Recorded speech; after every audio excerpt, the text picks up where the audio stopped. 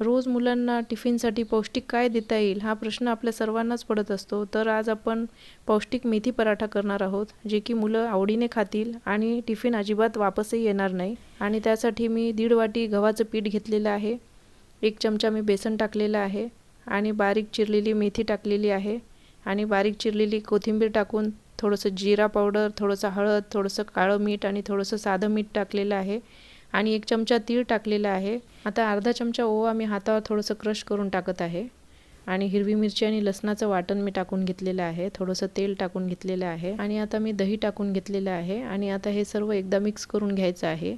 आणि लागेल तर फक्त थोडंसंच पाणी आपल्याला वापरायचं आहे, खूप जास्त पाण्याचा वापर करायचा नाही. आणि आता हे कमीत कमी 10 मिनिट मी हे झाकून ठेवलेलं आहे. आता 10 मिनिटानंतर पहा, पीठ थोडंसं नरम झालेलं आहे. आता हे थोडंसं तेल टाकून पीठ चांगलं मी मळून घेते आणि समजा तुमच्याकडे वेळ नसेल तर लगेच हे पराठे केले तरीही चालतात. एवढ्या पिठामध्ये 4-5 पराठे तरी होतात. मी मध्यम आकाराचे पराठे बनवून घेणार आहे. आता मी एक गोळा घेतलेला आहे, थोडंसं पीठ लावून घेतलेलं आहे, पोळी लाटून घेऊन थोडंसं तेल, थोडंसं गव्हाचं पीठ लावून घेतलेलं आहे.